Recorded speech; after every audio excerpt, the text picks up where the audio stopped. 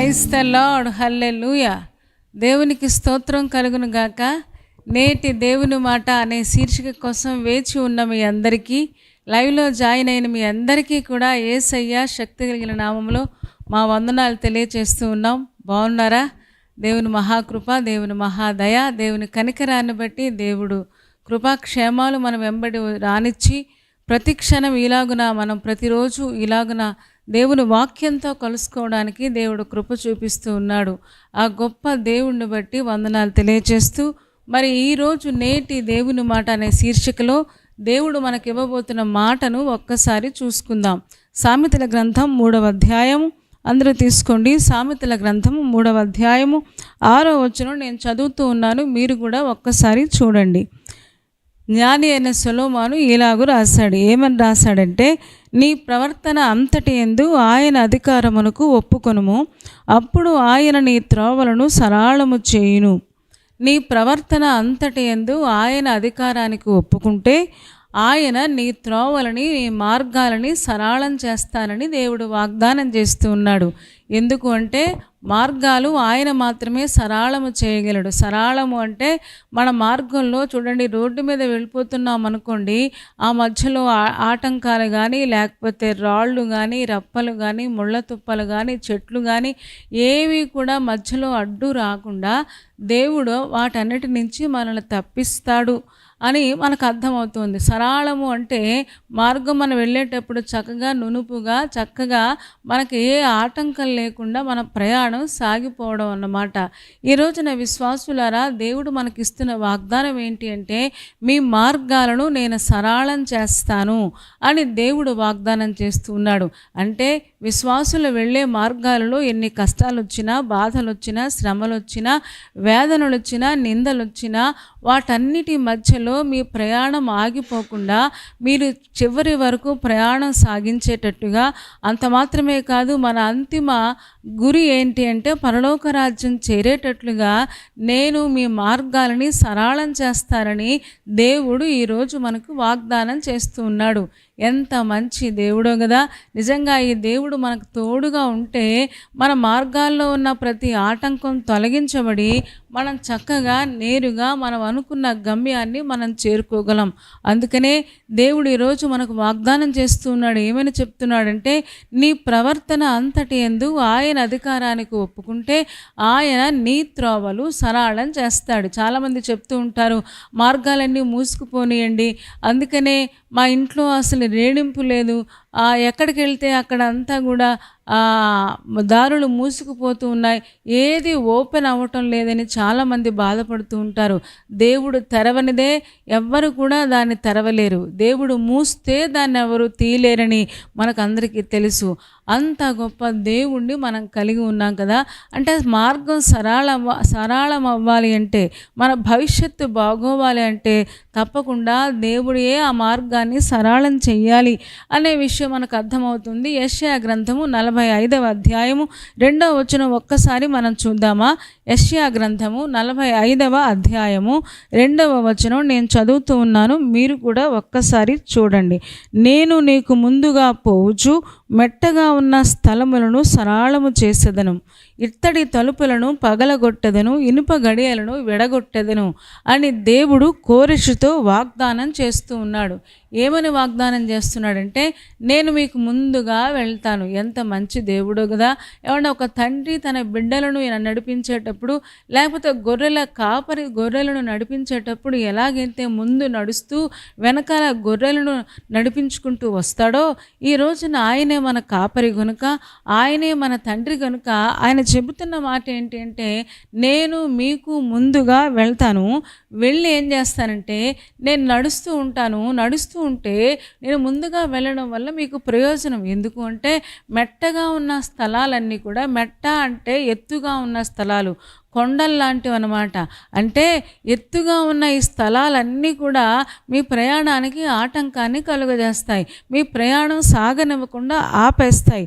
అందుకని నేనేం చేస్తానంటే, నేను మీకు ముందుగా వెళ్తాను. మెట్టగా ఉన్న స్థలాలన్నీ కూడా సరళం చేస్తాను, నునుపుగా చేసేస్తాను. అప్పుడు మీ ప్రయాణం హాయిగా ఆనందంగా సాగుద్ది అని దేవుడు వాగ్దానం చేస్తున్నాడు. ఆయన మనకు ముందుగా నడుస్తాడంట. మనం ఆయన అనుసరించుకుంటూ వెళ్ళిపోవడమే.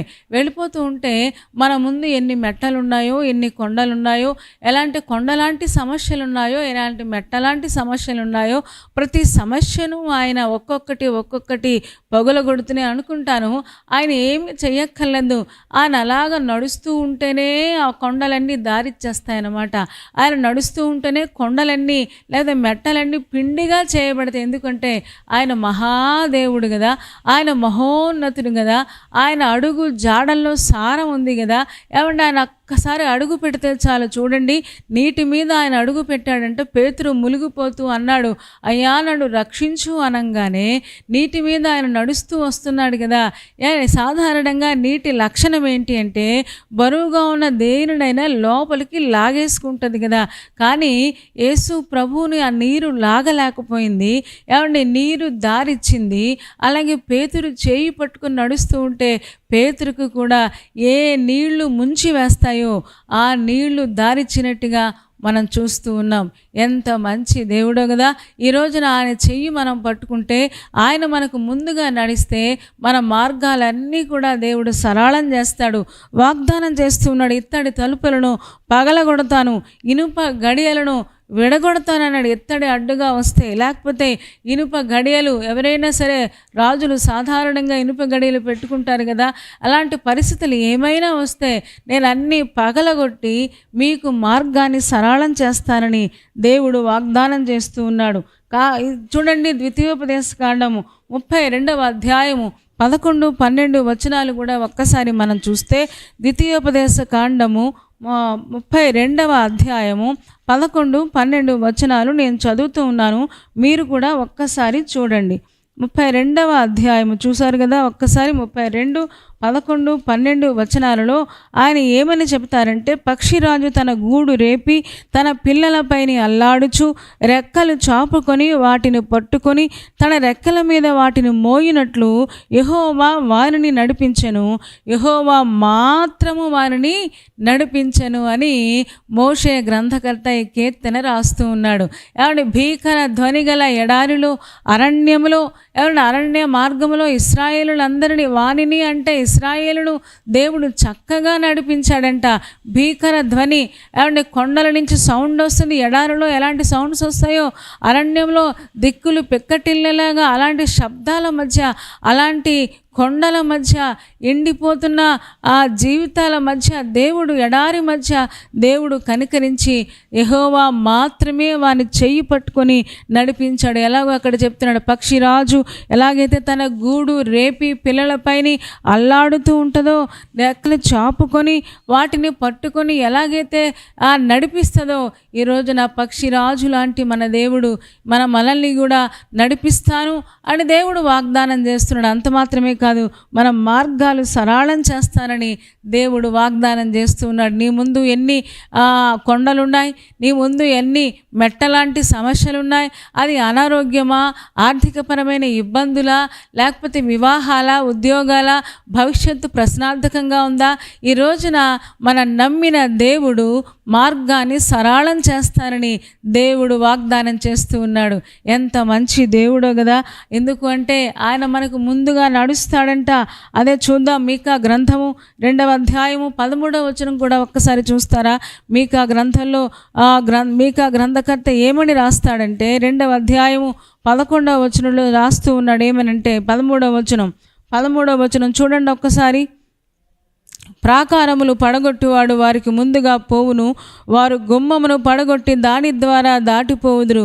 వారి రాజు వారికి ముందుగా నడుచును, యెహోవా వారికి నాయకుడిగా ఉండును అని మీకా గ్రంథకర్త రాస్తూ ఉన్నాడు. ప్రాకారాలు పడగొట్టేవాడు వారికి ముందుగా వెళ్తాడంట. ప్రాకారాలను పడగొట్టడానికి ఎవరైతే అడ్డొస్తూ ఉన్నారో, ఏ సమస్య అడ్డొస్తూ ఉందో ప్రతి సమస్యను పెళ్ళగించడానికి, ప్రతి సమస్య దారిచేటట్టుగా చేయడానికి ప్రాకారాలను పడగొట్టేవాడు ముందుగా వెళ్తాడంట. వారి గుమ్మాన్ని పడగొడతాడంట. వారి రాజు వారికి నాయకుడిగా ఉంటారని దేవుడు ఈరోజు మనకి వాగ్దానం చేస్తున్నాడు. ఈరోజు ఏ టాస్క్ ఉంది జీవితంలో, ఏ టాస్క్ని మనం ఛేదించాలి, అది ఏ టాస్క్ అయినా సరే, ఏ సమస్య అయినా సరే, ఏ పని అయినా సరే చక్కగా మన ముందు దేవుడు నడుస్తూ ప్రాకారాలను పడగొట్టేవాడు. హల్లెలూయా, హల్లెలూయా. ఎంత మంచి దేవుణ్ణి మనం కలిగి ఉన్నాము కదా. ఆయన మనకు ముందుగా నడుస్తాడట. మన మార్గాలని సరళం చేస్తారని దేవుడు వాగ్దానం చేస్తూ నిర్గమకాండం 13వ అధ్యాయము 20-22 వచనాలు చూస్తే, నిర్గమకాండము 13వ అధ్యాయము 20-22 వచనాలు మనం ఒక్కసారి చూడగలిగితే అక్కడ ఏమని వ్రాయబడి ఉందంటే, 20వ వచనం చదువుతూ ఉన్నాను, 22 వరకు చదువుతాను. వారు సుక్కోతు నుండి ప్రయాణమైపోయి అరణ్యము దగ్గరనున్న యాతాములో దిగిరి, వారు పగలు రాత్రి ప్రయాణము చేయునట్లుగా యెహోవా త్రోవలో వారిని నడిపించుటకై పగటి వేళ మేఘ స్తంభములోను, వారికి వెలుగుచుటకు రాత్రివేళ అగ్ని స్తంభములోను ఉండి వారికి ముందుగా నడుచుచూ వచ్చెను. ఆయన పగటి వేళ మేఘ స్తంభమునైనను రాత్రివేళ అగ్ని స్తంభమునైనను ప్రజల ఎదుట నుండి తొలగింపలేదు అని గ్రంథకర్త రాస్తూ ఉన్నాడు. చూసారా, ఏమంటే ఆయన ప్రజలైన ఇశ్రాయేలును నడిపించడానికి త్రోవలో వారికంటే ముందుగా నడుస్తూ రాత్రి వేళ వాళ్ళు పగలు ప్రయాణం చేయాలి, రాత్రి కూడా ప్రయాణం చేయాలి. చూడండి, అర్థమవుతుంది కదా. పగలు వాళ్ళ ప్రయాణం అనేది ఆగిపోవడానికి వీల్లేదు. అందుకని దేవుడు ఎలాంటి ఏర్పాటు చేశాడంటే, పగలేమో మేఘ స్తంభములో ఉన్నాడంట, రాత్రేమో అగ్ని స్తంభముగా ఉన్నాడంట. ఎందుకంటే రాత్రి చలి వేయకుండా, రాత్రి వాళ్ళ చక్కగా వెలుగులో చక్కగా వాళ్ళ పనులు వాళ్ళు చేసుకున్నట్లుగా ఆ మేఘ స్తంభమే రాత్రికి అగ్ని స్తంభముగా మారిపోవడం. అండ్ పగలు వాళ్ళు ప్రయాణం చేయాలి, రాత్రి సమయాల్లో కూడా ప్రయాణం చేయాలి. ఇక్కడ మనం ఒకటి అర్థం చేసుకోవాలి, అంటే ఒక విశ్వాసి ప్రయాణము ఆగిపోవడానికి వీల్లేదు. అది పగలైనా రాత్రి అయినా, అది సుఖమైనా దుఃఖమైనా, అది కష్టమైనా ఇబ్బంది అయినా సంతోషమైనా సరే, ఒక విశ్వాసి ఆత్మ సంబంధమైన ప్రయాణం అనేది ఆగిపోవడానికి వీల్లేదు. రాత్రి సాధారణంగా చీకటి అనేది కదా, చీకటి సమస్యలకు గుర్తుగా ఉంది, చీకటి ఇబ్బందులకు గుర్తుగా ఉంది, చీకటి అనారోగ్యాలకు గుర్తుగా ఉంది. ఎలాంటి అనారోగ్యాలైనా, ఎలాంటి పరిస్థితులైనా దేవుడు నీకు ముందుగా నడుస్తూ ఉన్నాడు, నీ చుట్టూ ఆయన ఆవరించి ఉన్నాడు. పగలు నడిపిస్తాడు ఆయన, రాత్రి వేళల్లో కూడా ఆయన చెయ్యి విడిచిపెట్టాడు. అందుకనే దావీదంటాడు, గాఢాంధకారపు లోయలో నేను సంచరించిన ఏ అపాయానికి నేను భయపడను, ఎందుకంటే నీ దుడ్డు కర్ర నీ దండము నన్ను ఆదరిస్తుంది అని చెప్పకనే చెప్తాడు. ఎందుకంటే రాత్రి సమయాలలో కూడా, చీకటి సమయాలలో కూడా, కష్ట సమయాలలో కూడా మనం నమ్మిన దేవుడు మనతోనే ఉంటాడు. కానీ విశ్వాసులారా, మన ప్రయాణం ఆగడానికి వీల్లేదు. మన ప్రయాణం సాగిపోవాలి. ఆత్మ సంబంధమైన ప్రయాణాన్ని సాతానుడు ఆపకుండా మనం ప్రయత్నం చేయాలి. ఎందుకంటే చాలామంది కష్టాలు వస్తే, ఇబ్బందులు వస్తే ప్రార్థన మానేస్తారు, చర్చి మానేస్తారు, వాక్యం చదవడం మానేస్తారు, ప్రార్థన చెయ్యాలని అనిపించదు. ఇలాంటి పరిస్థితులు ఎదురవుతూ ఉంటే ఈ రోజున దేవుడు చెప్తున్నాడు, వారి పగలు ప్రయాణం చేయాలి, వాళ్ళు రాత్రి కూడా ప్రయాణం చేయాలి. ఇశ్రాయేలుల ప్రయాణ పద్ధతి అదే. ఎందుకంటే ఒక విశ్వాసికి లేక ఇశ్రాయేలులందరికీ కూడా దేవుడు ముందుగా నడుస్తూ ఉన్నాడు. నీ ముందర నడుచువాడు యెహోవా అన్నట్టుగా ఆయన నడిపించాడు. ఎందుకంటే ఎన్నో ఆటంకాలు వచ్చినాయి ఇశ్రాయేలులకు, మనకు తెలుసు. ఎన్నో ఇబ్బందులు వచ్చినాయి. ఎర్ర సముద్రం అడ్డంగా వచ్చింది. ఎర్ర సముద్రం అడ్డంగా వస్తే అక్కడ కూడా దేవుడు తోడుగా ఉండి నడిపించినట్టుగా మనకు తెలుసు. ఒకసారి ముందుకు వస్తాడంట, ఒకసారి దేవదూత వెనక్కి వెళ్ళాడంట. చూసారా, ఏమంటే ఇది అన్నిటికీ కారణం ఏంటి అంటే అంటే ఎర్ర సముద్రాలు అడ్డొచ్చినా, లేకపోతే ఎలాంటి పరిస్థితులు అడ్డొచ్చినా, యోర్దాను నదులు అడ్డొచ్చినా, ఇశ్రాయేలుల ప్రయాణములో వాడు చాలాసార్లు అడ్డులు వచ్చినాయి, సముద్రాలు అడ్డొచ్చినాయి, ఏమండి నదులు అడ్డులు వచ్చినాయి. అంత మాత్రమే కాదు, కొండలు అడ్డొచ్చినాయి. అంత మాత్రమే కాదు, రాజులు వారిని ప్రయాణం చెయ్యనివ్వలేదు. అలాంటి పరిస్థితుల మధ్యలో కూడా దేవుడు వారికి తోడుగా ఉండి నడిపించినట్టుగా మనం చూస్తూ ఉన్నాం. ద్వితీయోపదేశ కాండము ఒక్కసారి తీస్తారా? ద్వితీయోపదేశ కాండము 3వ అధ్యాయంలో మనం చూస్తే అక్కడ 2-3 వచనాలు మనం చూద్దాం. 2వ అధ్యాయం నేను చదువుతూ ఉన్నాను, మీరు కూడా ఒక్కసారి 2వ అధ్యాయంలో చూడండి. వాళ్ళకి ఎవరెవరు అడ్డొచ్చారో 9వ వచనం చదువుదాం. మనము తిరిగి మోయాబు అరణ్య మార్గమున ప్రయాణము చేయుచుండగా యెహోవా నాతో ఇట్లన్నాడు, మోయాబీయులను బాధింపవద్దు, వారితో యుద్ధము చేయవద్దు.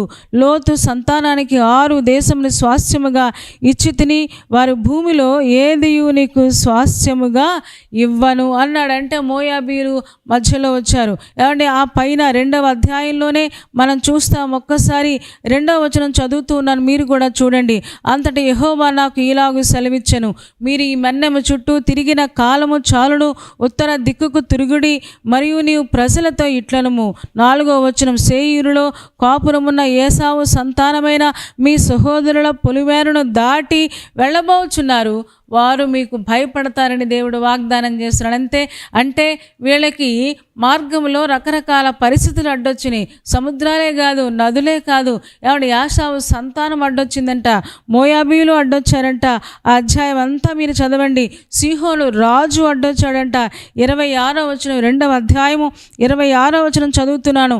అప్పుడు నేను కెదేమోతు అరణ్యములోని హెష్బోను రాజైన సీహోనునందుకు దూతలను పంపి 27, 28 చదువుతూ ఉన్నాను చూడండి.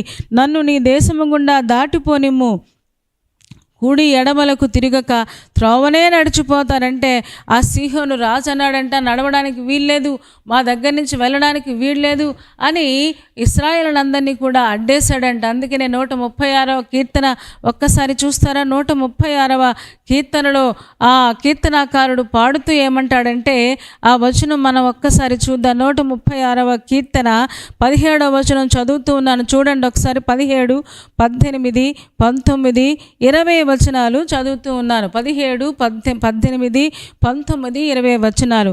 ఆ గొప్ప రాజులను ఆయన హతము చేసెను, ఆయన కృప నిరంతరముండును. ప్రసిద్ధి నొందిన రాజులను ఆయన హతము చేసెను, ఆయన కృప నిరంతరముండును.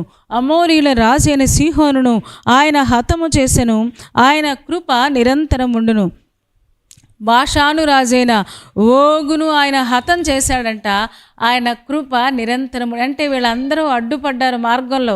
ఏమంటే ఇశ్రాయేలుని కనాను దేశానికి వెళ్లకుండా చాలాసార్లు అడ్డుపడితే ఆ రాజుల్ని ఆయన హతం చేశాడంటే, ఎందుకంటే ఇశ్రాయేలులకు ముందుగా ఆయన నడుస్తున్నాడు, నడిచి వాళ్ళ మార్గాలని సరళం చేస్తున్నాడు. ఈ రోజున మనకు కూడా ఇలాంటి పరిస్థితులు ఎదురవుతూ ఉన్నాయి. కనాను ప్రయాణం అంటే పరలోక ప్రయాణానికి ఆత్మ సంబంధమైన ఈ ప్రయాణంలో ఎన్నో ఆటంకాలు, ఒక్కొక్కసారి చిరాకు, కోపం, ద్వేషం, ఏమండి సాతానుడు, లేకపోతే లోకము, శరీరాశ, నేత్రాశ, జీవపు డంబము, ఇవన్నీ మనకు అడ్డొచ్చి మన ప్రయాణం సాగకుండా చేస్తూ ఉంటే దేవుడు మనకు ముందుగా వెళ్తూ ఉన్నాడనే విషయం మర్చిపోయి చాలాసార్లు సతమతమైపోతూ ఉన్నాం, ప్రయాణాన్ని ఆపివేస్తూ ఉన్నాం, సాగలేకుండా అలా గుండిపోతూ ఉన్నాం. మోషేతో దేవుడు అన్నాడు, ఎర్ర సముద్రం అడ్డొచ్చిందయ్యా, ఏం చేయమంటావు అని అడిగితే ఒక్కటే ఆయన చెప్పారు, సాగి పోవండి. ఎర్ర సముద్రాలు అడ్డొచ్చినా, యోర్దాను నదులు అడ్డొచ్చినా, కొండలు వచ్చినా, మెట్టలు వచ్చినా విశ్వాసి ప్రయాణం ఆగడానికి వీల్లేదు. ఎందుకంటే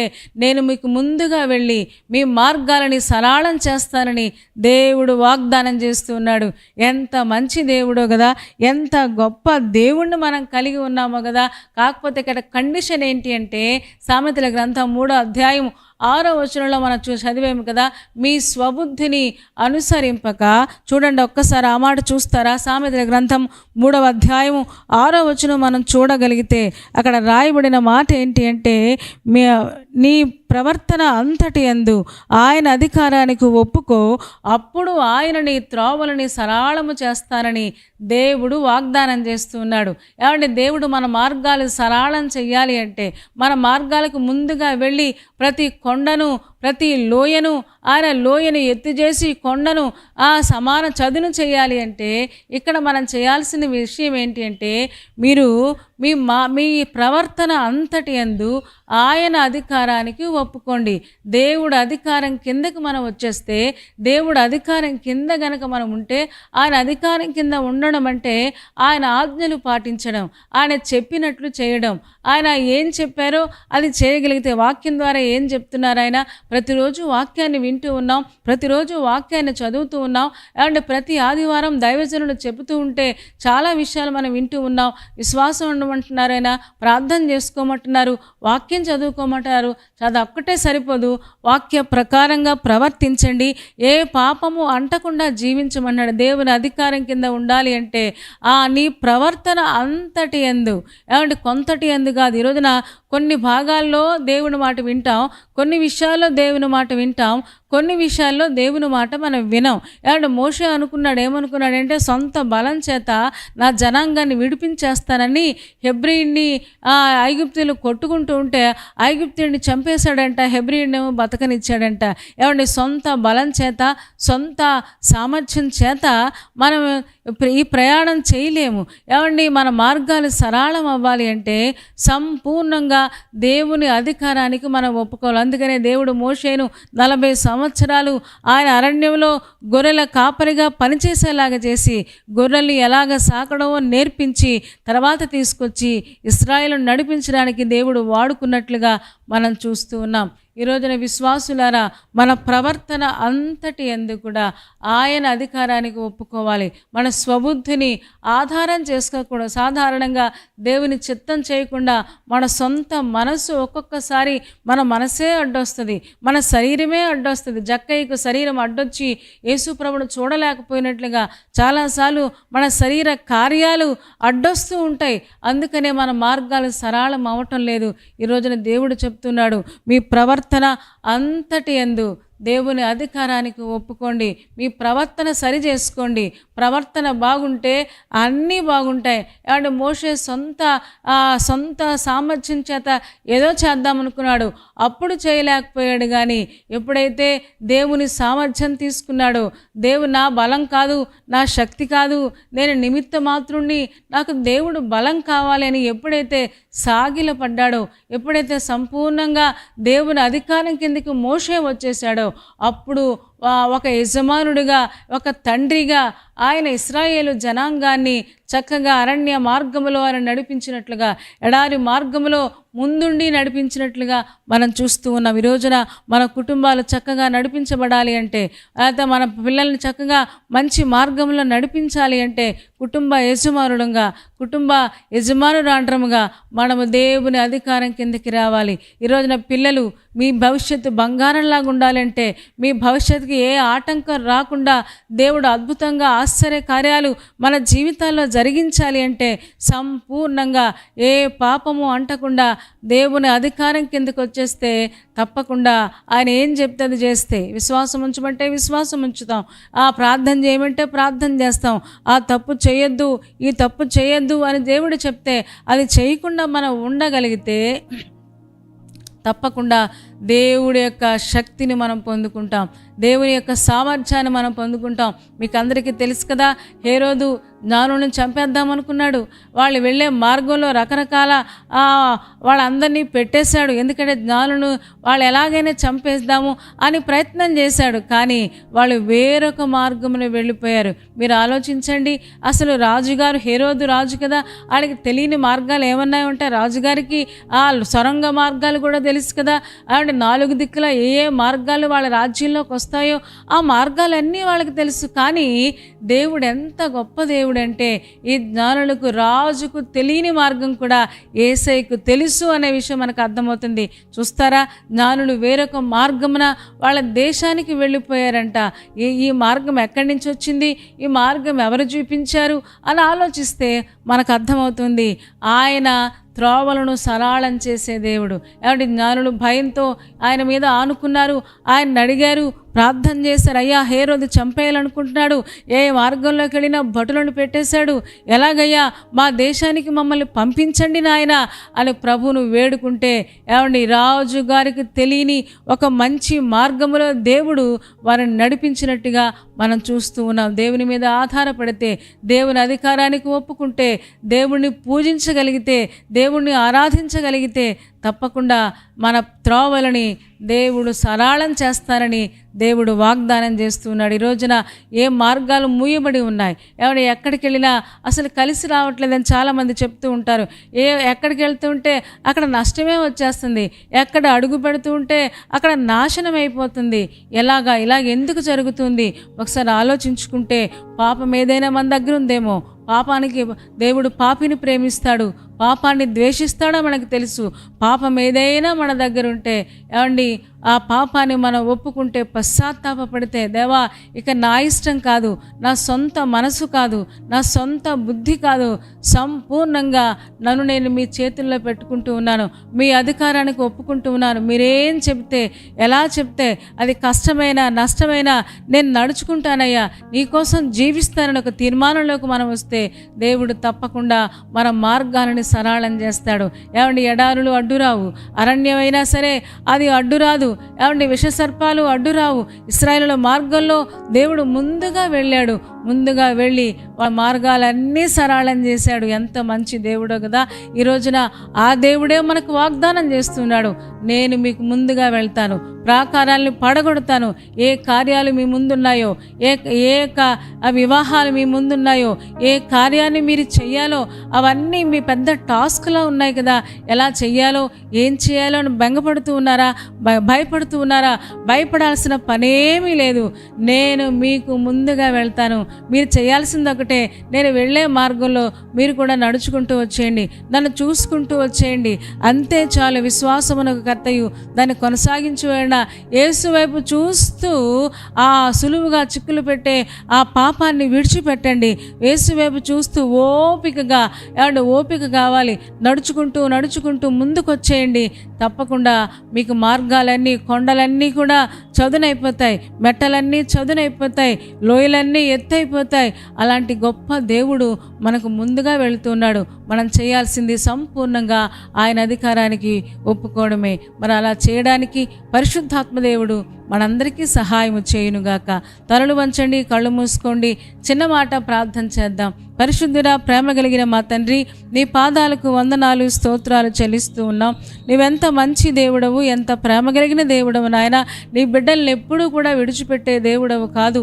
అలనాడు ఇశ్రాయేలు మార్గాలని సరళం చేసినట్టుగా నాయన, ఈ రోజున విశ్వాసులంగా మా మార్గాలు సరళం చేయడానికి, మాకు ముందుగా నడవడానికి మీరు ఇష్టపడుతూ ఉన్నందుకు వందనాలు. ఇంతవరకు మీరే నడిపించారయ్యా, ఇక ముందు కూడా మీరే నడిపిస్తారు తండ్రి.